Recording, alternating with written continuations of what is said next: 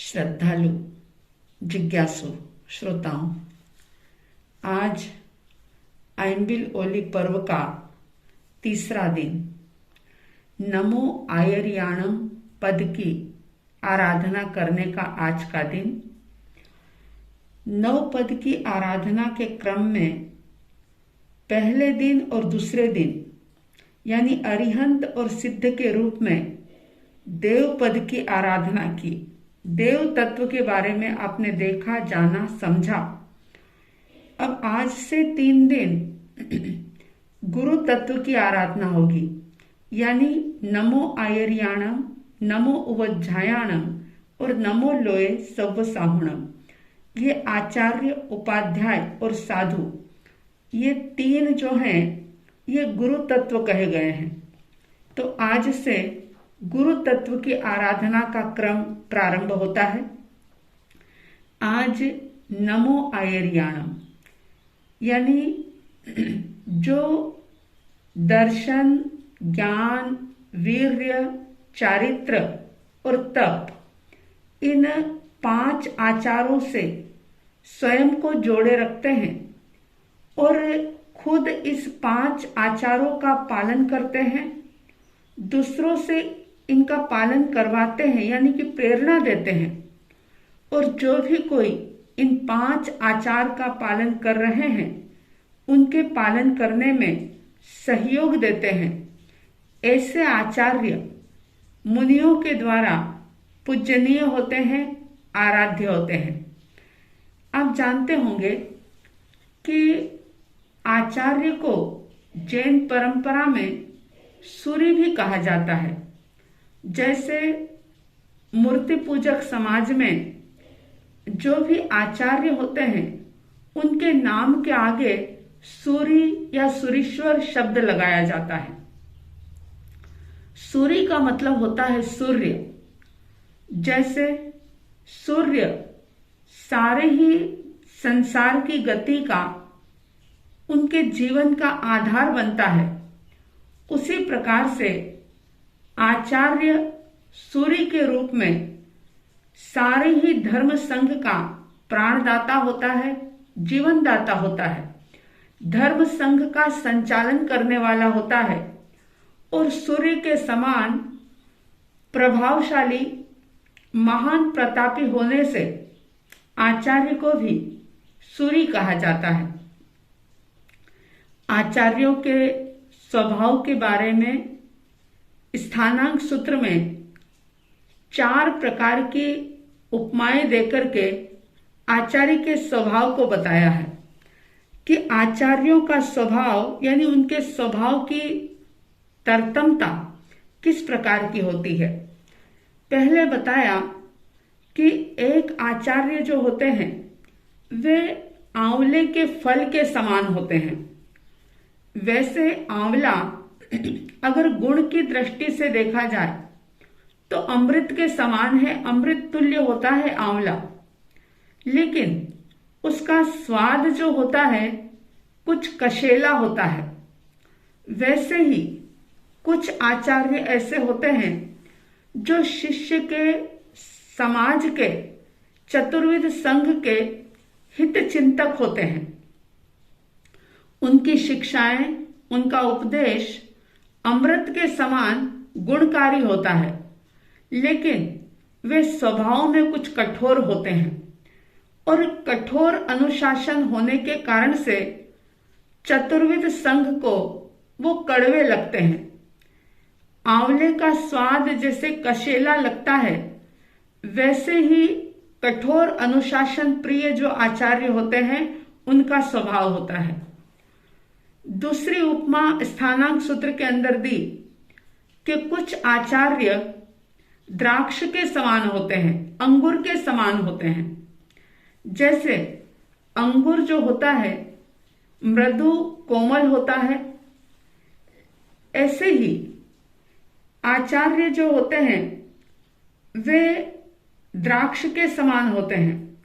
लेकिन अंगूर कई बार मधुरता के साथ साथ कुछ खट्टापन लिए भी होता है, उसके अंदर कुछ खटास भी होती है। ऐसे ही कुछ आचार्य ऐसे होते हैं कि स्वभाव से तो बहुत मधुर होते हैं, कोमल होते हैं, लेकिन अनुशासन में किसी भी प्रकार की ढील नहीं आने देते। कड़ाई भी रखते हैं, अपने शिष्यों को, श्रावक श्राविकाओं को मीठी शिक्षा भी देते हैं,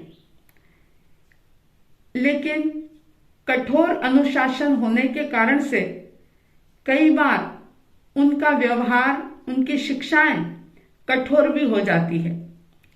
तीसरी उपमा दी है आचार्य के लिए कि कुछ आचार्य खीर के समान होते हैं। जैसे खीर मीठी होती है, ऐसे आचार्य का स्वभाव मीठा होता है, उनकी शिक्षाएं भी मीठी होती है, उनका व्यवहार भी मीठा होता है। लेकिन खीर में जो चावल डाले हुए होते हैं वे चावल मीठे नहीं होते। उसी तरह से कभी कभी अनुशासन की बात करने से शिष्य को वे आचार्य चावल के समान फीके लगते हैं। और चौथे प्रकार के आचार्य बताए जिनका स्वभाव होता है गन्ने की तरह। जैसे गन्ने के पोर पोर में मिठास भरी होती है, रस भरा होता है, वैसे ही आचार्य के हर शब्द में, हर व्यवहार में बड़ी ही मिठास होती है, मधुरता होती है।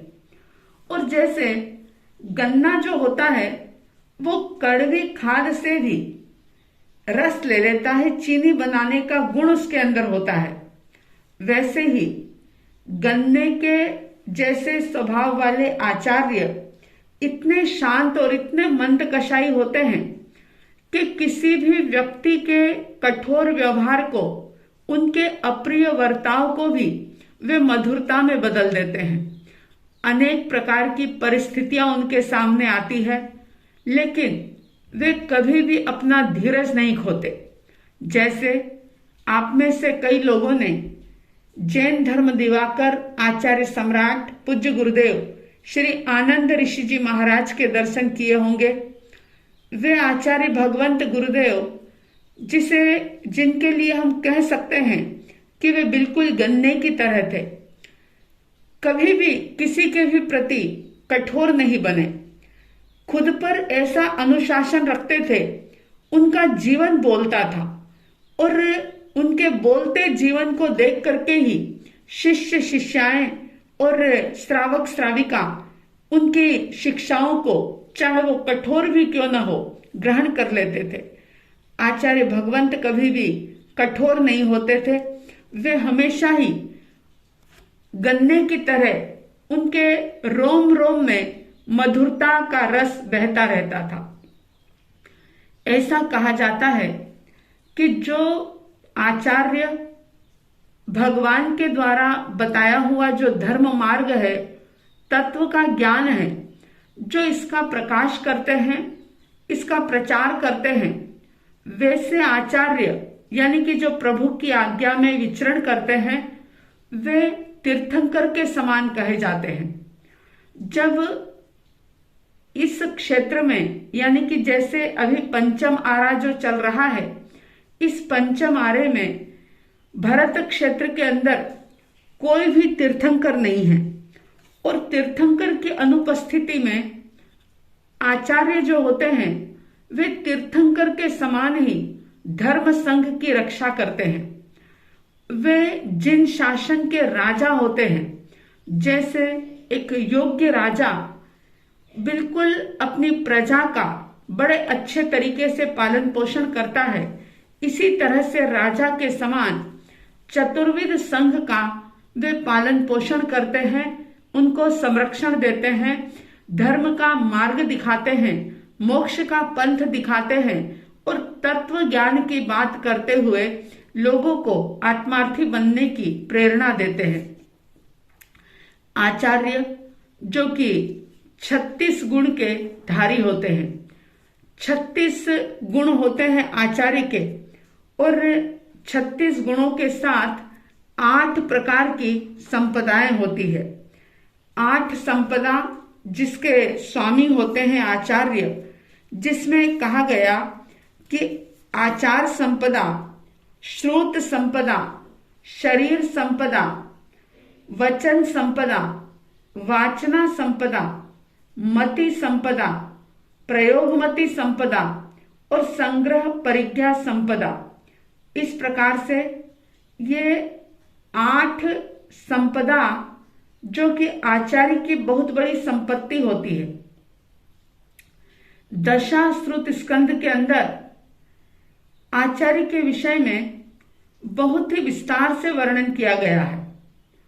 और जैसे एक राजा की संपत्ति, सेना, बल, उसके वाहन, उसके गुप्तचर, उसका खजाना, जिस प्रकार से राजा की संपत्ति होती है, इन संपत्ति के बिना राजा का कोई बल नहीं होता और सेना के आधार पर, संपत्ति के आधार पर, बल और वाहन के आधार पर, अपने अच्छे मंत्रियों के आधार पर, गुप्तचरों के आधार पर, जैसे राजा अपनी बड़े बड़े युद्ध को जीत लेता है और इनके ही बल पर राजा शासन करता है, इसी प्रकार से आचार्य की भी 8 संपदाएं होती है, जिन संपदाओं के बल पर वे चतुर्विध संघ का नेतृत्व करते हैं, खुद निर्मल चरित्र के से संपन्न होते हैं, उनके स्वभाव के अंदर विनम्रता होती है, अहंकार नहीं होता,